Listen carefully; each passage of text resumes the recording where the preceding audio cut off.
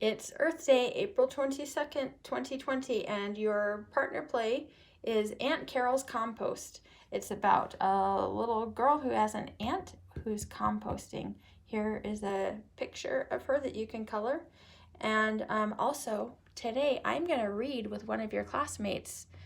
Read this partner play. So if you would like to read a partner play with me, I would love it. And you can text me or call or email and tell me you'd like to do the same thing. All right, after reading your partner play, we are going to talk about our spelling words with that consonant, vowel, consonant, E syllable in the word.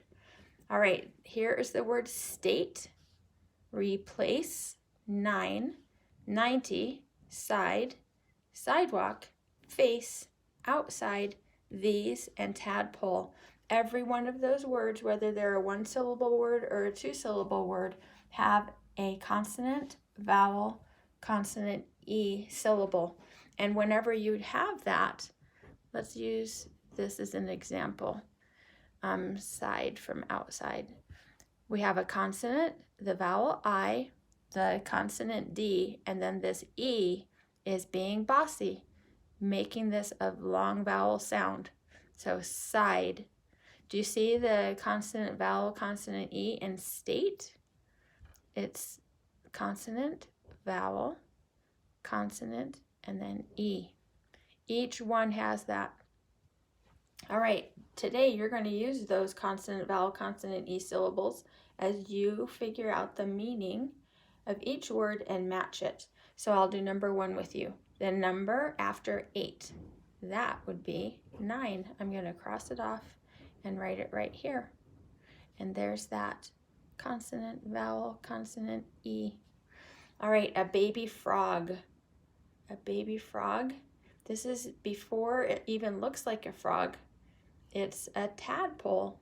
So I will cross that off and write tadpole here.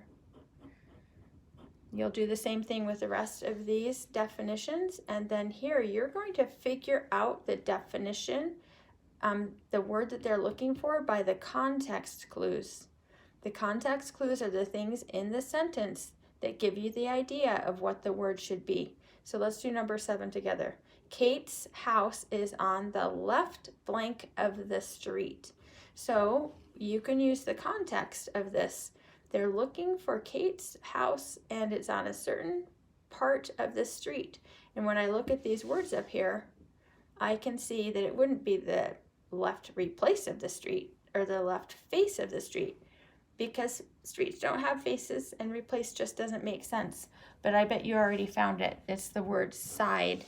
So the way you knew that side was the answer was because of the context of the sentence, what they're talking about. Do the next 4 by yourself, or the next 3 by yourself, using these same words. Each word will be used once. Next, today we're reviewing vocabulary. You can read these definitions. This is the 3rd time you've seen it this week, and use your vocabulary words to complete your Frayer squares. Yesterday we drew pictures. Wednesday is always our Frayer square day. So I am going to use the word, let's see, I think I'll use the word silent. I'll put it in here. Remember, you choose 2, 1 here and 1 here. And you can choose silent also. And you can do your own, fill in the boxes your own way. But silent, a synonym or the same word, a word that would mean the same as silent, I would say quiet. The opposite of silent is loud. You might have thought of another word that you could have used in those places. Used in a sentence, I might write, the night sky was silent. An illustration of silent. Maybe today I would do just a little finger here with somebody's lips here. Those are, see, your drawings don't need to be perfect. Okay, so this person is saying shh. All right, and a definition. You can get the definition from this page over here, or you can just say silent means to be quiet. And then choose another word and do that yourself. The next thing we're talking about is the special adjectives that we talked about on Monday that name how many or how close something is. This, that, these, and those are special adjectives that tell how many and how close. Use this and that with singular nouns. Use these and those with plural nouns. This book is near me, so this, that light is far from me. So if it's near, you say this, like right here. If something is far, you say that, if it's singular. Now for plural words, you say these if they're right there by you, or those if they're far away from you. They changed the words, but they could have said the same thing. This book that's near me, that book that's far away. So that and those is for something far away. This and these, it means right here. And which word you use depends on if it's singular or plural. All right, so you're going to read the sentences here and choose the correct adjective to complete the sentence.